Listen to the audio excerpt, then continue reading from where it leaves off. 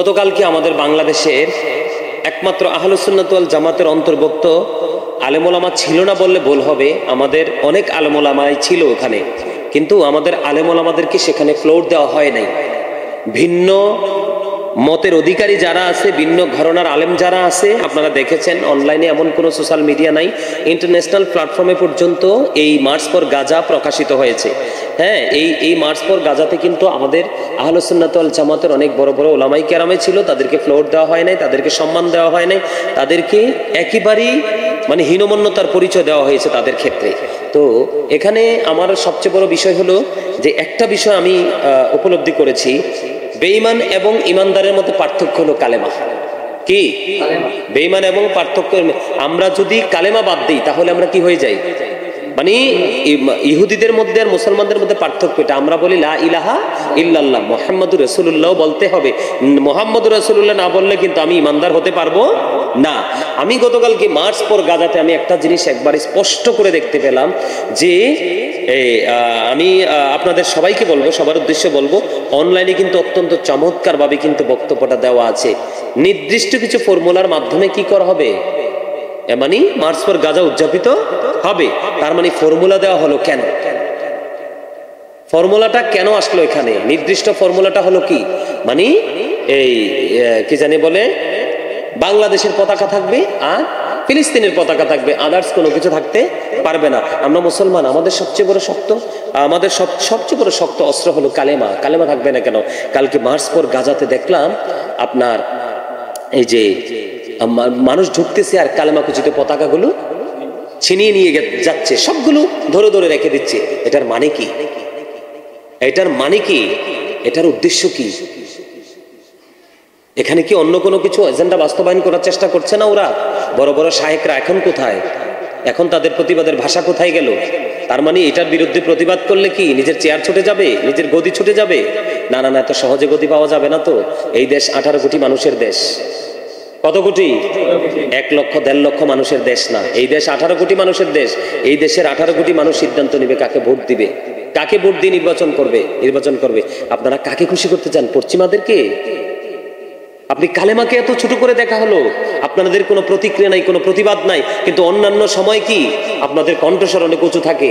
আজকে যে আপনাদের শায়েখরা, আপনাদের কথিত মোল্লারা সারা জীবন ঈদ মিলাদুন্নবীকে বেদাত বলেছে, কিন্তু আজকে তারা কোন ফতোয়ার বলে আজকে পহেলা বৈশাখ উদযাপন করেছে? কোন কিতাবে লেখা আছে যে হ্যাঁ বাঙালির ঐতিহ্য এক জিনিস, মুসলমানিত্ব আরেক জিনিস? কিন্তু মসজিদের ইমাম সাহেবরা, হাফেজ সাহেবরা, আলেমরা যারা সারা জীবন গলাবাজি করেছে, এই ঈদ মিলাদুন্নবী বেদাত, যেই নবী না আসলে কিছুই হতো না, যেই রাসূল না আসলে কিছুই হতো না, কিছুই পেতাম না, আমরা আসতাম না, এবং ওপারেও আমরা সেই নবীর রসুলে আমরা নাজাত পাবো, মুক্তি পাবো, আল্লাহর আদালতে আমাদের ব্যারিস্টার হয়ে আমার নবী সুপারিশ করবে।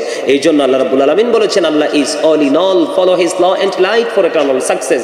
আপনি শুধু আল্লাহকে ডেকে ডেকে কিন্তু সফল হতে পারবেন না। চিরস্থায়ী সফলতা অর্জন করতে হলে ল এন্ড লাইট, লাইটটাকে কিন্তু কি করে অ্যাডজাস্ট করে দেওয়া হয়েছে, অ্যাড করে দেওয়া হয়েছে। ল এন্ড লাইট, আপনাকে আল্লাহ এবং রাসূলকেও কি করতে হবে? মানতে হবে। কোরআনের সাথে সাথে আপনি হাদিসকেও মানতে হবে। আপনাদের শায়েখরা শুধু নারে তাকবীর আল্লাহু আকবার, নারে রিসালাত গেল কোথায়?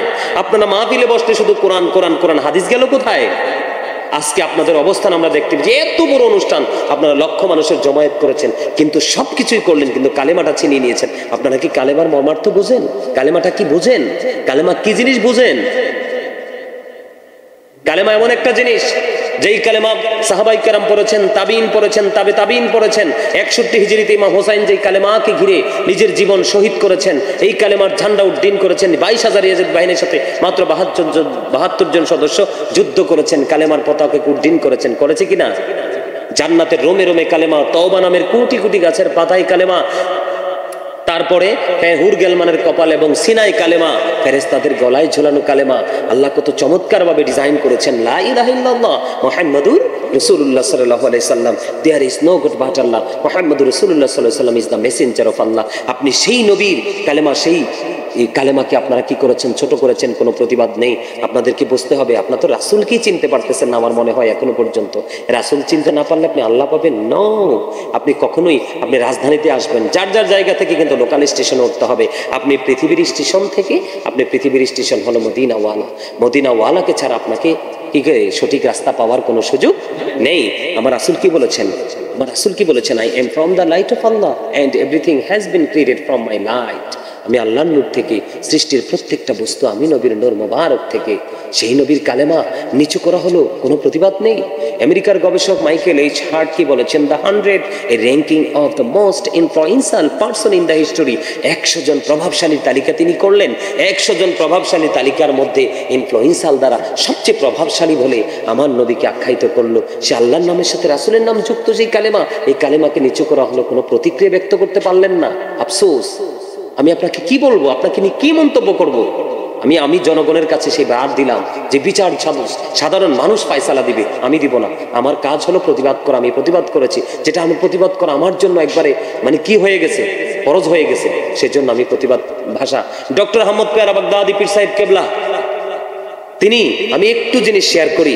1980 সনে আমেরিকার বোস্টন মসজিদে তিনি এক সম্মেলনে উপস্থিত হয়েছিলেন, বাহাসে তিনি উপস্থিত হয়েছিলেন, যেখানে 150 জন গির্জার সুপারিনটেন্ডেন্ট ছিলেন এক পাশে।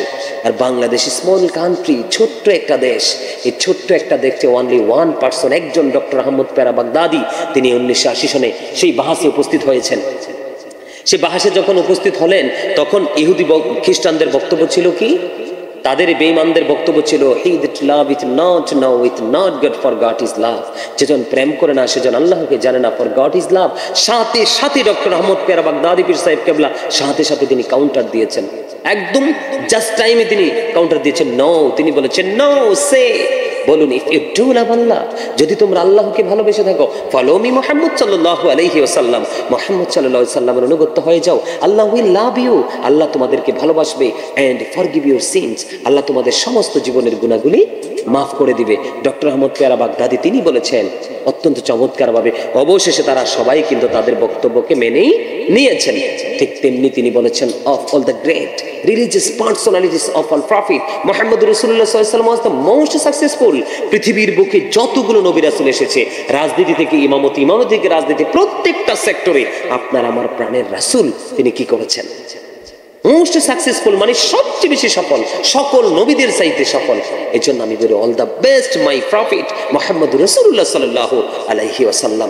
I am very successful person, এই কারণে যে আমি আখির নবীর উম্মত হতে পেরেছি। এটা আমার জীবনে সবচেয়ে বড় পাওয়া। এত বড় নিয়ামতে পরিপূর্ণ, এত বড় রহমত আমার প্রাণের রাসূল, সেই রাসূলকে ঘিরে যে কালেমা, এই কালেমার পতাকা আপনার হাত থেকে ছিঁড়ে নেওয়া হলো। আপনি আবার মাস পর গাজা করতে গিয়েছেন, প্রতিবাদ করতে গিয়েছেন, আপনার শক্তিই তো কালেমা। আপনার হাতে যদি এটা না থাকে, হৃদয়ে যদি এটা না থাকে, চোখে যদি এটা না থাকে, আপনি শক্তি পাবেন কোত্থেকে? আপনি তো খুব অটোমেটিক্যালি পরাস্ত হয়ে আসতে হবে শত্রুদের কাছাকাছি গিয়ে। ঠিক কিনা বলেন? আমি কি বললাম কথা? অত্যন্ত চমৎকার ভাবে Allah of the first pillar is the lord of world, রব্বুল আলামিন। মুহাম্মদ রাসূলুল্লাহ সাল্লাল্লাহু আলাইহি ওয়াসাল্লাম is the blessing for the world, রাহমাতাল লিল আলামিন। বুখারী এবং মুসলিম শরীফের মধ্যে এসেছে তোমরা ওই পর্যন্ত যুদ্ধ করো যেই পর্যন্ত না তারা কালেমাকে কি না করবে, সমর্থন না দিবে, লা ইলাহা ইল্লাল্লাহ মুহাম্মদ রাসূলুল্লাহকে গ্রহণ না করবে। বুখারী এবং মুসলিম শরীফ অত্যন্ত চমৎকার ভাবে আসছে, I have been order to fight against people until they testify that there is no god but Allah and that মুহাম্মদ রাসূলুল্লাহ সাল্লাল্লাহু আলাইহি ওয়াসাল্লাম is the messenger of Allah. বুখারী এন্ড মুসলিম অত্যন্ত চমৎকার ভাবে এসেছে হাদিস শরীফটা। আল্লাহর হাবিব বলেছেন believers love the prophet, hypocrites don't love the prophet. আল্লাহ রাসূল বলেছেন বিলিভার্স লাভ দ্য প্রফিট, ইমানদাররা আমি নবীকে ভালোবাসবে। আমি কি আপনাকে কোন ইমানদার বলবো? আপনাদেরকে আমি কোন ইমানদার বলবো? বড় বড় লেকচার দেন, বড় বড় বক্তব্য দেন, অনেক বড় বড় গলা ফাটাই ফেলেন, কিন্তু যেটা নিয়ে বক্তব্য দেওয়ার কথা সেটা নিয়ে বক্তব্য দেন না। যেটা আপনাদের স্বার্থের অনুকূলে আসে সেটা নিয়ে আপনারা বক্তব্য দেন। কিন্তু আজকে আপনার বক্তব্য কোথায়? গতকালকে এই ঘটনা, আপনি কি চোখে কি কালো চশমা দিয়েছেন? আপনার চোখে কি কালো চশমা? আপনি কালো চশমা দিয়েছেন, আপনি এখনো পর্যন্ত আপনার কোনো প্রতিক্রিয়া নাই। আল্লাহ রাসূলের, আল্লাহ এবং আল্লাহর হাবিবের প্রেমময় যে কালেমা, সেই কালেমাকে আপনারা কি করেছেন? অপমান করেছেন। আমি আপনাদেরকে বলে রাখি, সমস্ত আত্মা নিয়ে আলমে আরো ভাই রুহের জগতে একটা মিটিং ডেকেছিলেন আমার আল্লাহ। আল্লাহ রাব্বুল আলামিন তখন একটা প্রশ্ন করেছিলেন, আলাস্তু বিরব্বিকুম, আমি কি তোমাদের প্রভু নই? তখন সর্বপ্রথম আপনার আমার প্রাণের রাসূল বলেছিলেন ক্বালু বালা, হ্যাঁ আপনি আমাদের প্রভু। তো তারপরে আমরা বলেছি ক্বালু বালা, আমরা সেখানে অঙ্গীকারবদ্ধ হয়েছি। সেই নবীকে ঘিরে এই কালেমা ছিনিয়ে নেওয়ার মানে কি? এটা কি অবমাননা না? এটা কি ইহুদিদের কোনো পরিকল্পনা না, চাল না? আমার দেশে আমি প্রতিবাদ করব, আমার সর্বশক্তি সর্বোচ্চ অস্ত্র হলো কালেমা, সেই কালেমা